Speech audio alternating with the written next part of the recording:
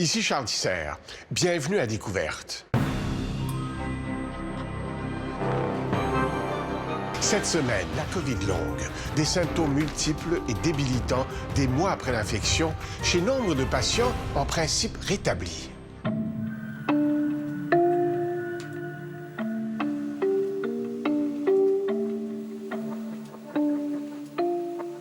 « 2 km à l'heure.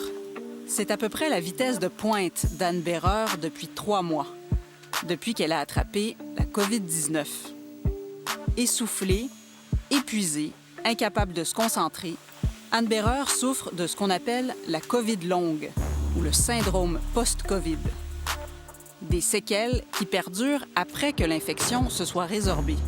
Un mal méconnu, complexe. On est comme face à un nouveau territoire et on n'est peut-être pas sûr de savoir exactement où on est.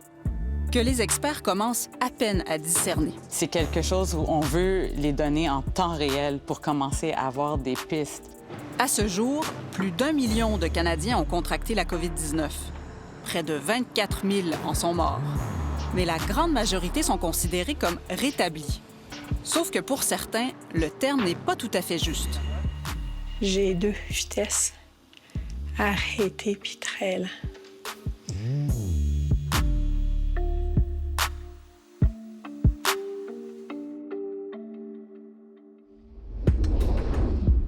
Il y a 6 mois, rien n'arrêtait Anne Béreur. 44 ans, mère de famille, médecin de famille aussi à l'hôpital du Sacré-Cœur à Montréal, spécialisée en soins palliatifs. De mon côté, effectivement, j'ai eu la même expérience, que ce soit avec des patients de clientèle. En novembre, elle participait à ce webinaire, 1 mois avant d'attraper la COVID au travail.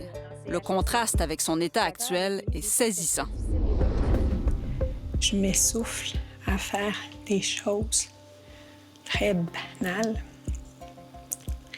et je deviens fatiguée rapidement.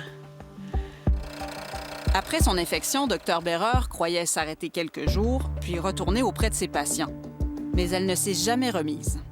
Quand t'es quelqu'un en forme, qui a toujours fait ses choses sans se poser de questions, qui doit maintenant planifier avant de monter ou descendre l'escalier, c'est certain qu'il y a beaucoup de questionnements.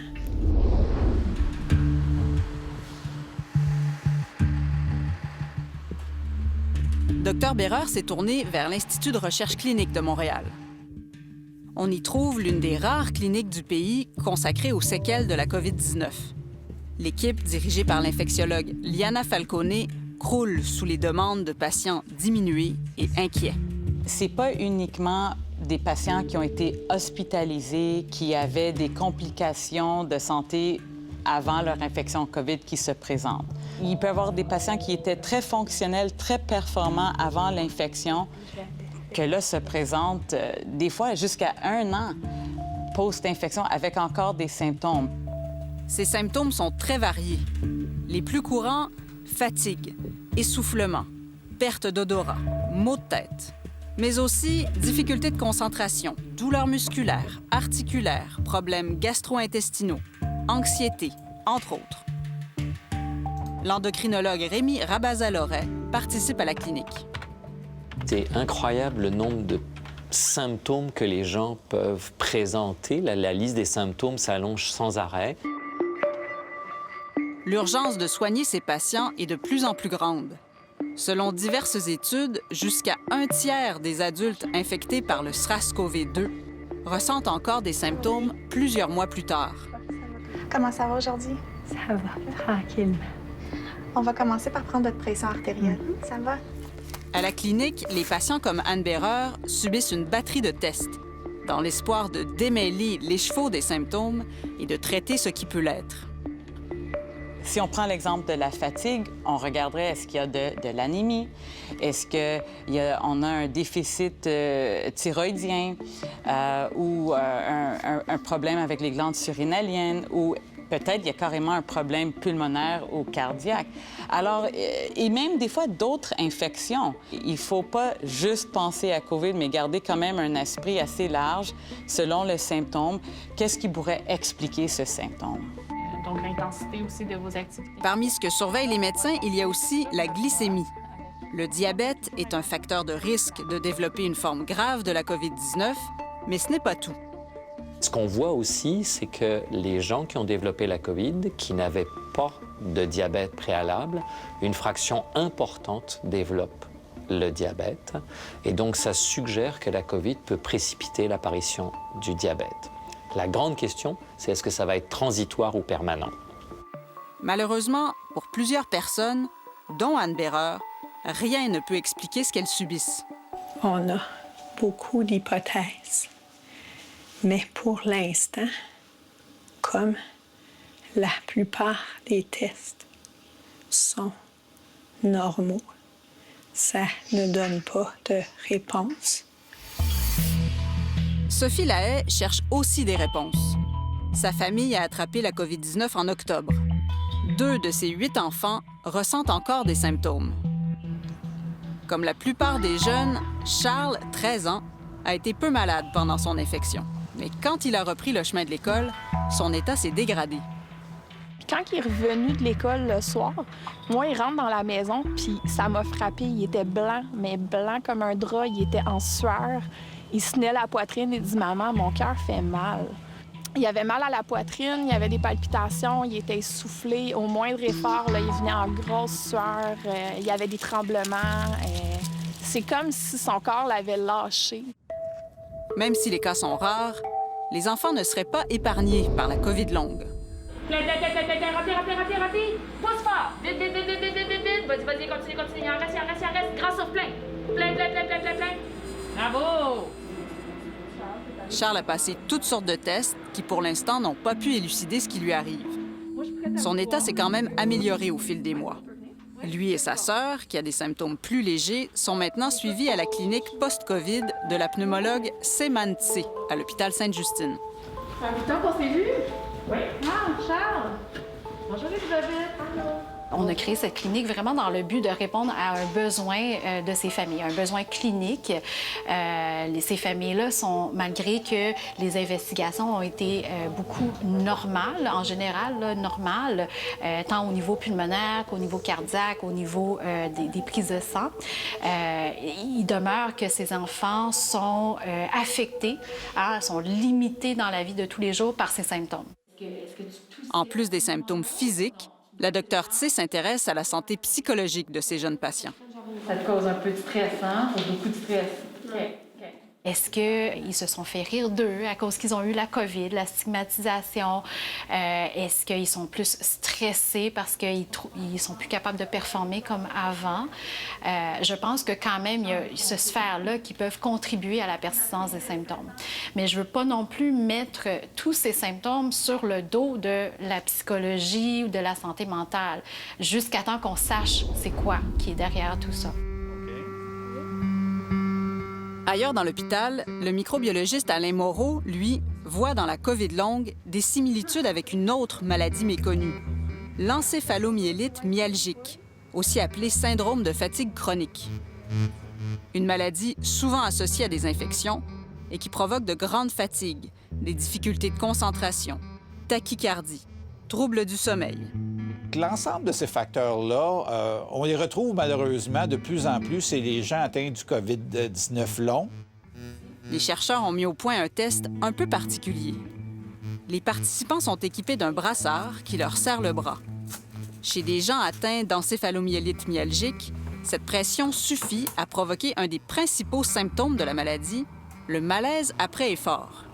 Le malaise après effort survient lorsque une personne atteinte d'encéphalomyélite myalgique va faire un effort physique minime ou un effort cognitif, par exemple compléter un questionnaire, et qui va les amener à chuter, donc avoir vraiment une rechute importante de leurs symptômes au point de devoir se reposer presque pendant plusieurs jours, même dans certains cas plusieurs semaines.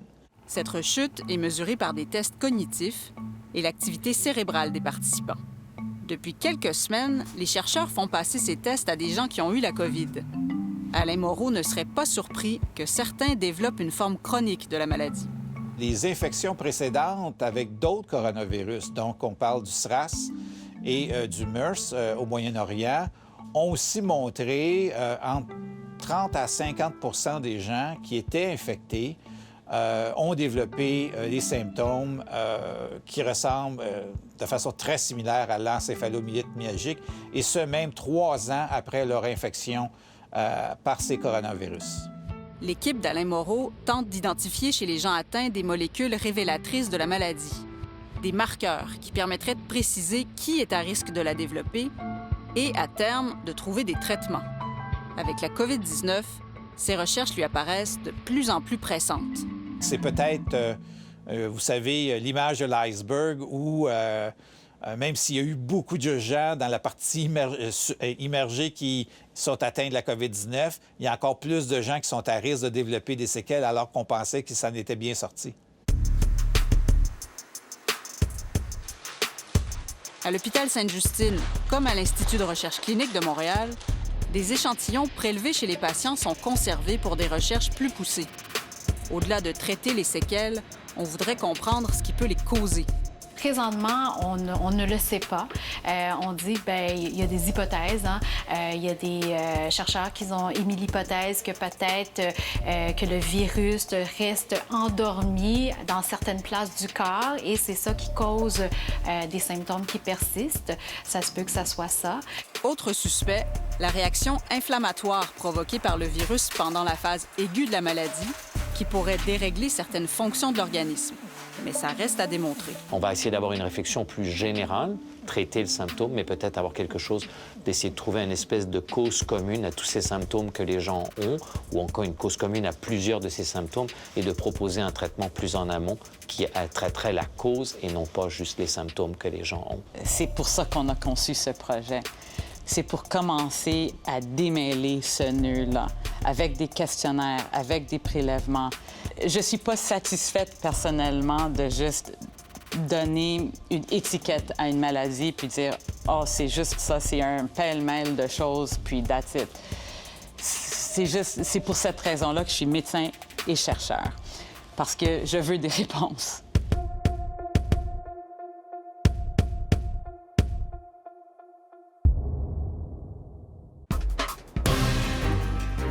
Après la pause, des problèmes d'odorat persistants.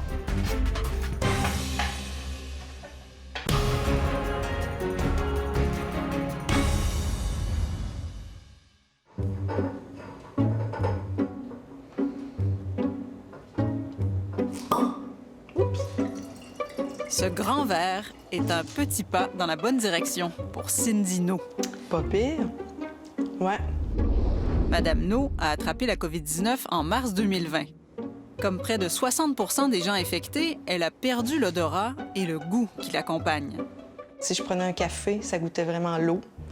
Si je prenais un jus d'orange, ça goûtait l'eau. Je mangeais, ça goûtait rien. Tout goûtait comme du riz blanc, là.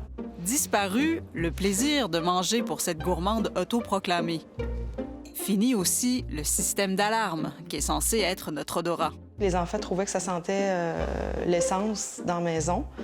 Je pense que quelqu'un avait laissé la porte de garage ouverte, puis ça montait dans la maison. Moi, je n'ai jamais rien senti de ça.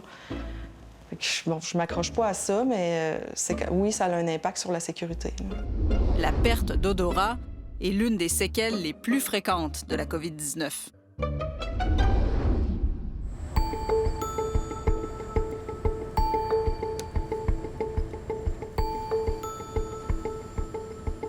Dans ce laboratoire de l'Université du Québec à Trois-Rivières, on étudie les troubles olfactifs et leurs liens avec le cerveau. L'équipe de Johannes Frasnelli a sondé près de 1000 travailleurs de la santé affectés par le virus pour évaluer leur capacité olfactive jusqu'à 5 mois après l'infection. Chez 50 des participants, l'odorat n'était pas encore revenu à la normale, à ce qu'il était avant l'infection. C'est quand même un chiffre énorme, à mon avis. 50 c'est pas encore revenu à la normale, mais parmi eux, 20 qui ont une atteinte sévère de l'odorat 5 mois après la COVID. Quand il infecte la muqueuse du nez, Le virus attaque des cellules qui soutiennent les neurones olfactifs. Ces cellules meurent, puis les neurones à leur tour. Les signaux provoqués par les odeurs ne peuvent donc plus se rendre correctement au cerveau. Pour Cindy No, ça a duré plusieurs mois. Puis, des arômes sont revenus peu à peu, mais pas toujours pour le mieux. Quand je buvais du vin rouge, là, si on remonte à l'été passé, ça goûtait vraiment le jus de torchon. Là. Certains parfums l'écœurent. Les agrumes ont goût de moisi. Fini les fines herbes dans les petits plats qu'elle aime cuisiner. Ça goûte quelque chose de moisissure ou de fermenté. Ouais. Ça goûte la forêt, le bois. En langage d'expert, ça s'appelle une parosmie, un odorat déréglé. Dans la prochaine étape de leur étude, les chercheurs veulent voir s'ils pourraient aider ceux dont l'odorat n'est pas revenu à la normale.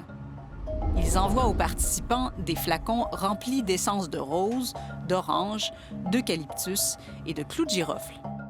Et ce que nous allons inviter nos participants de faire, c'est de prendre une fiole après l'autre, les ouvrir et de sentir avec une narine, avec l'autre narine, avec les deux narines. Et l'important, c'est vraiment ici de sentir, d'essayer de comprendre qu'est-ce qu'on sent, de réfléchir sur l'odeur, faire ça avec toutes les 4 odeurs et répéter ça chaque matin, chaque soir, et ensuite le faire pendant 3 mois. Et à la fin de ces 3 mois, on pense que l'odorat va être meilleur. L'idée de cet entraînement, c'est de réparer le système olfactif. Ces neurones peuvent se régénérer à partir de cellules souches. En exerçant son odorat, on pourrait favoriser cette régénération et recréer le câblage entre le nez et le cerveau. L'odorat déréglé pourrait être le signe d'un début de rebranchement.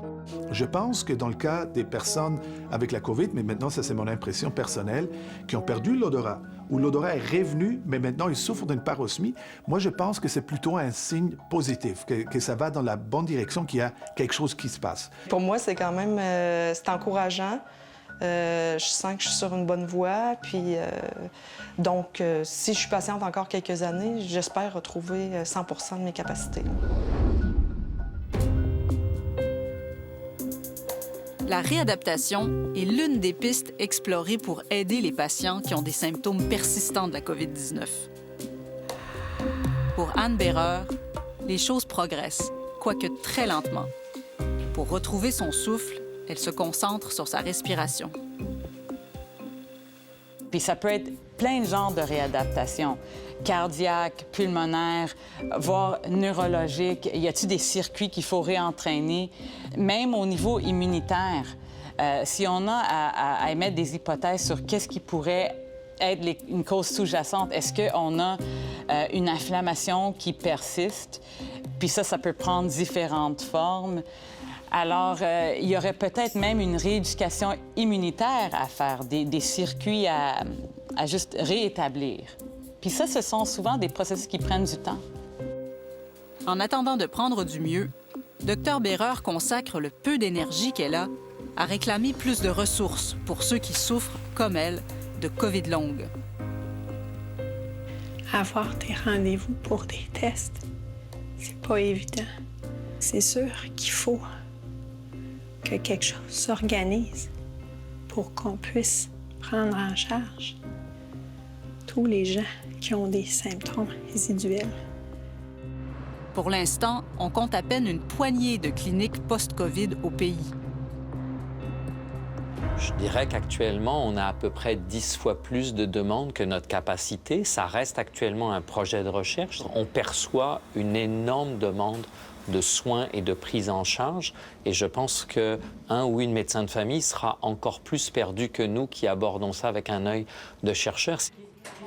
Déjà, on peut aider par commencer à émettre des lignes de conduite, des guidelines, juste ne serait-ce que des tests de base qu'on pourrait prescrire puis de les avoir assez rapidement. Ça, c'est aussi potentiellement un problème pour pouvoir au moins exclure des choses qui sont facilement traitables. Puis ça, c'est des choses, on peut travailler avec les omnipraticiens, avec les spécialistes pour pouvoir au moins faire une certaine prise en charge initiale. Au Royaume-Uni, par exemple, l'Institut d'excellence en santé a émis des directives pour aider les cliniciens dans le suivi de la COVID au-delà de la phase aiguë. On suggère notamment certains tests sanguins, des radiographies pulmonaires, des tests à l'effort. De telles recommandations n'existent pas encore au Canada. J'espère que dans quelques mois, on sera capable d'être plus cohérent avec ces patients, d'être capable peut-être de disséquer, d'aller orienter les gens vers des thérapies et des prises en charge qui sont plus pertinentes par rapport à leurs symptômes. Là, on est un peu comme face à une falaise, puis il va falloir qu'on grimpe, puis qu'on essaye de prendre un peu de hauteur avec tout ça. Une lente ascension avec la guérison pour horizon.